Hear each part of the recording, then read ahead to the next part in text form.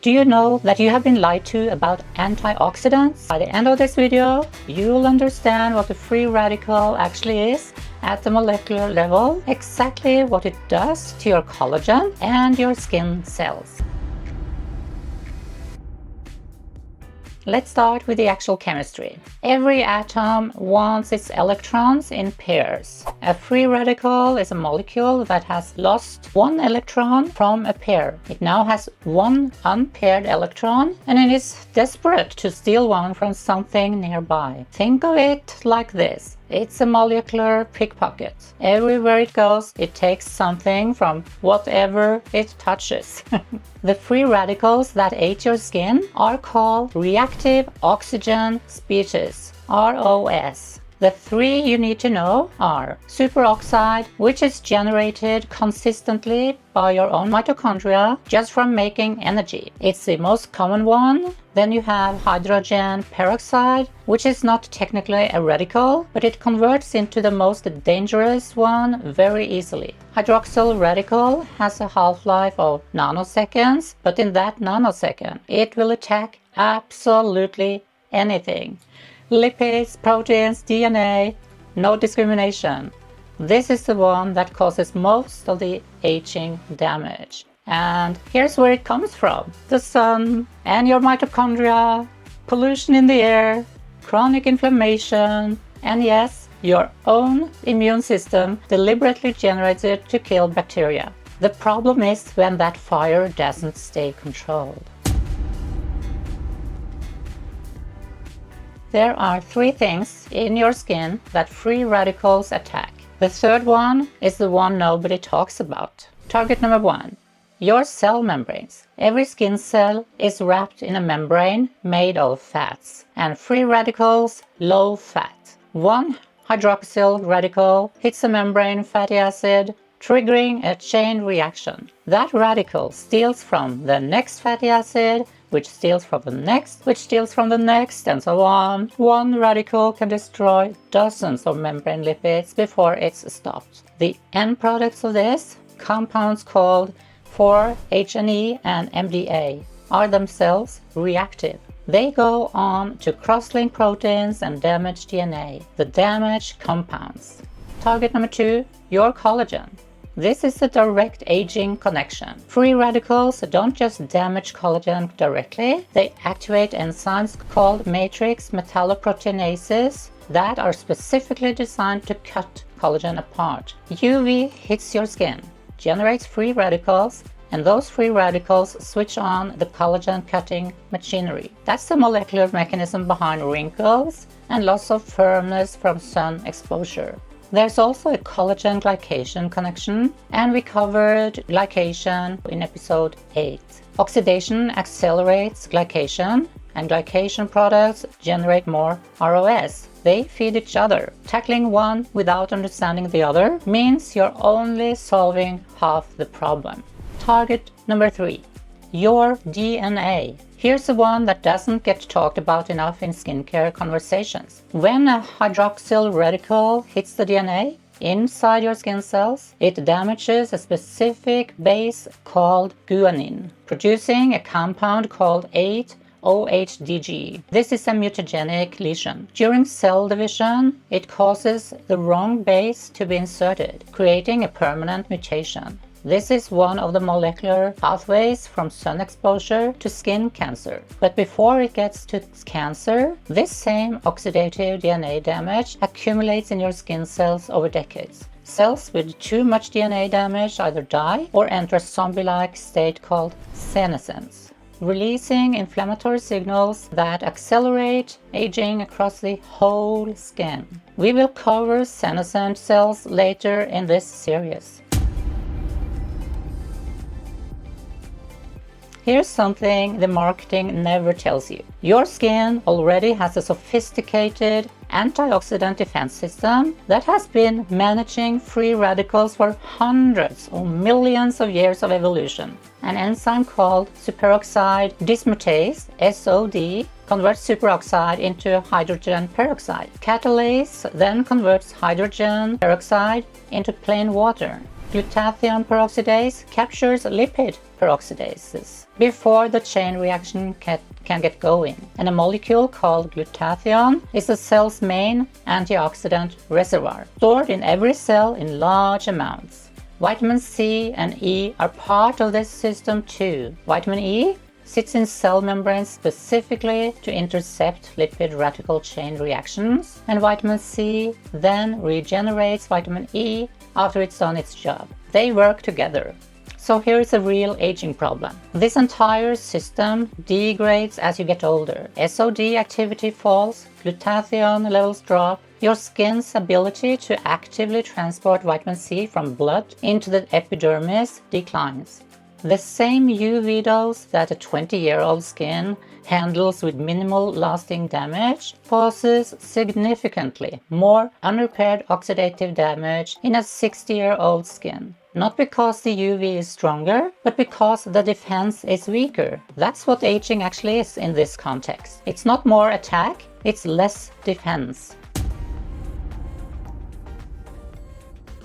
Now here's what that means for your routine and why most antioxidant products are solving the wrong part of the problem. The antioxidant skincare industry is worth billions of dollars, and a lot of it is frankly not supported by strong evidence. Here's how to separate the signal from the noise. What actually works? We know that vitamin C done right is working.